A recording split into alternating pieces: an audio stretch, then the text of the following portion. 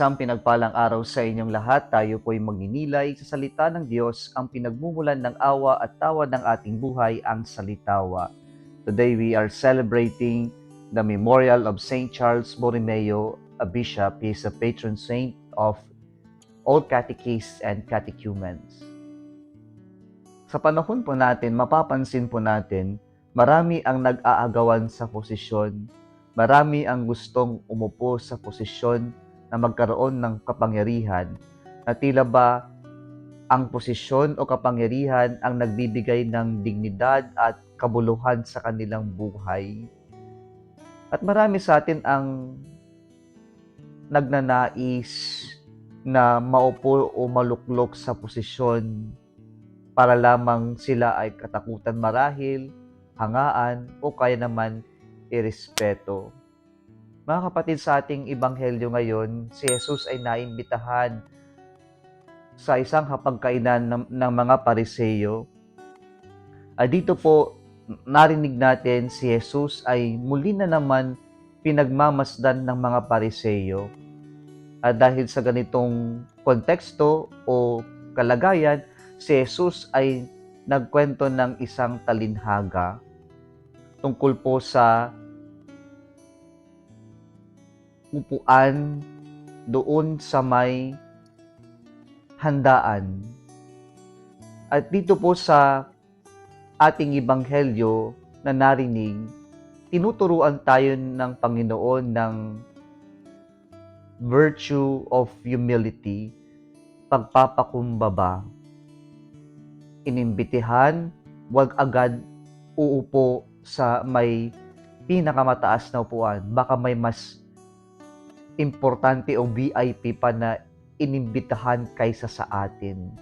Mas maganda yung sabi ni Jesus, manatili ka sa pinakamababa at hayaan mo ang naggaya sa iyo na siya ang tumawag sa iyo at paupuin ka sa may seat of honor. Pinapaalala sa atin ng Panginoon na napakahalaga yung ma-realize natin na tayo ay nagkakaroon lamang ng halaga sa harap ng Diyos kung tayo ay marunong magpakumbaba. Alam po ninyo, wala naman tayong may pagmamalaki sa Diyos. Sa lahat ng mayroon tayo, ang pwede lang natin may tugon ay ang magpasalamat at ang magpakumbaba sa Diyos. Alam po ninyo mga kapatid, na mahalaga na makita natin na yung pag-angat sa buhay ay nagsisimula yan kung marunong tayong i-acknowledge o kilalanin yung ating estado, yung pinanggalingan natin, na hindi tayo magmamataas, magmamagaling. Pero buong-buo ang sa ating puso at kaalaman na tayo ay mga lilikhalan ng Diyos, biniyayaan ng Diyos, at pinagkatiwalaan ng Diyos na palaguhin, pagyamanin kung ano man ang meron tayo. Upang sa ganun, sa ating pagpapakumbaba, tayo po ay tunay nagiging magiting sa harap ng Diyos, sa mata ng Diyos at ng ating kapwa. Alam po ninyo, yung mga taong mayabang, hindi naman sila tunay na magiting, tunay na kahanga-hanga.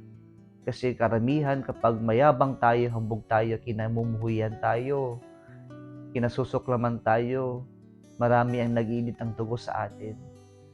Kaya po napakahalaga ng pagpapakumbaba, sapagkat sa pagpapakumbaba, hindi lang natin inihahayag ang ating tunay na kagalingan, pero mas inihahayag natin ang kabutihan at ang kaluwalhatian ng Diyos.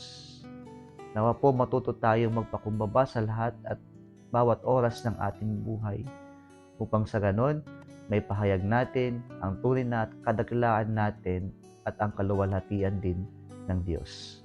Muli, isang pinagpalang araw sa inyong lahat.